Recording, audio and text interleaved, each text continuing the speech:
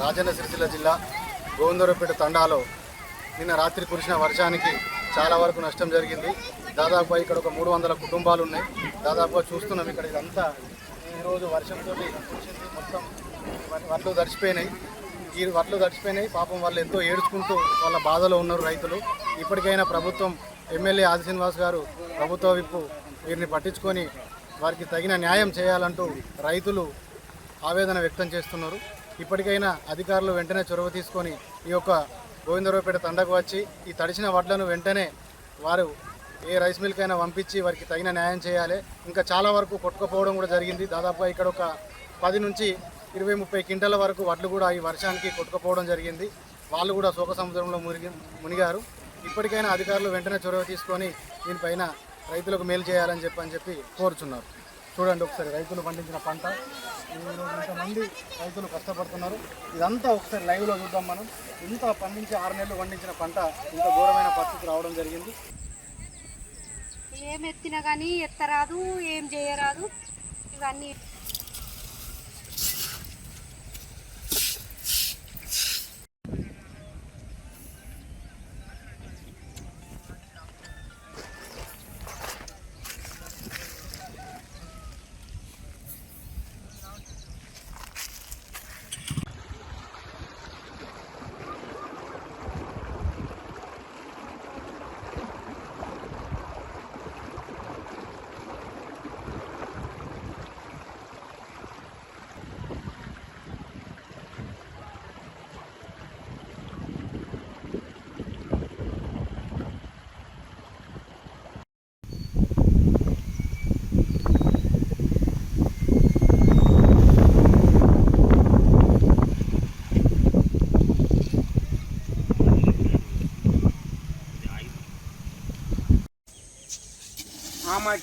కొంచెం బాగా మాట్లాడకూరి.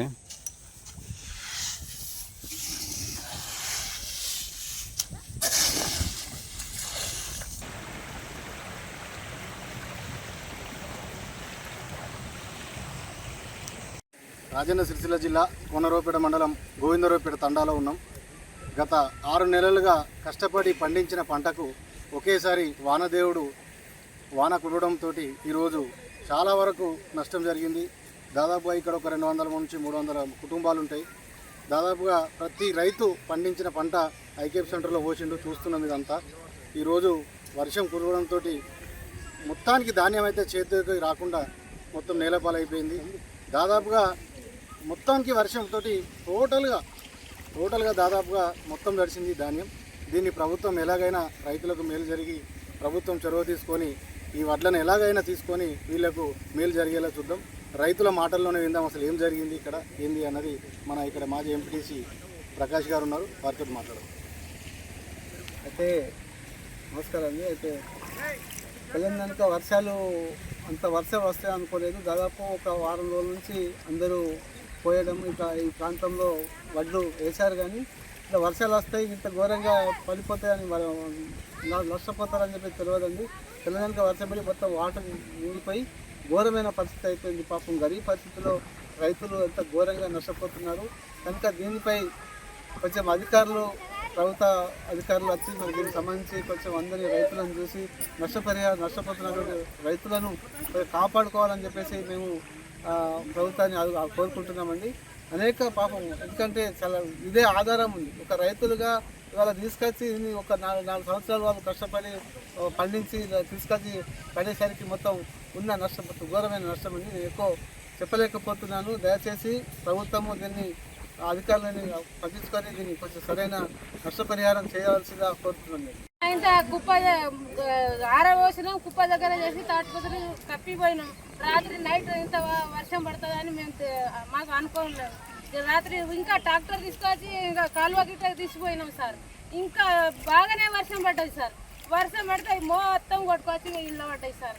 ఏదన్నా ఉంటే సాయం చేయాలి, మాకు యాది చిన్న రావాలి, మాకు సాయం చేయాలి సార్. మా పరిస్థితి 4-5 టిప్పులు వడ్లు మొత్తం కొట్టుకుపోయినాయి సార్. సిరిసిల్ల జిల్లా మాది కోనరావుపేట మండలం మట్టిమల్ల గ్రామం. మొత్తం 6 నెలలు పండించిన పంట మొత్తం నేలపాలైపోయింది. ఇక ఎత్తుకోవచ్చే రకంగా లేదు. మొత్తం అక్కడ దాకా నీళ్ళల్లో కొట్టుకుపోయినాయి. ఏం చేయరాకుంటుంది, ఎత్తరాకుంటుంది. ఇవన్నీ కొన్ని మీది ఎత్తినా కానీ ఏమో అవి ఎత్తినాయి అన్నీ లాకలు వచ్చేటట్టున్నాయి, నీళ్ళే వెళ్తున్నాయి. అవి ఏం చేయరాకుంటుంది. దీనికి మరి ఎవరన్నా ఇస్తారా చూడుర్రి, కొద్దిగా ఏమన్నా సాయం అడుగుతున్నాం. ఇదంతా మొత్తం నేలపాలు అయిపోయింది. మాకేం 6 నెలలు వండితే ఏం లాభం లేకుండా అయిపోయింది. అన్నీ కొట్టుకుపోయినాయి. మొత్తం ఒక ట్రిప్ ఉన్నాయి, 2-3 ట్రిప్పుల మందం కొట్టుకుపోయినాయి. ప్రభుత్వం ఏమన్నా సహాయం కోరుతున్నాం, ఏదన్నా సాయం చేయిర్రి.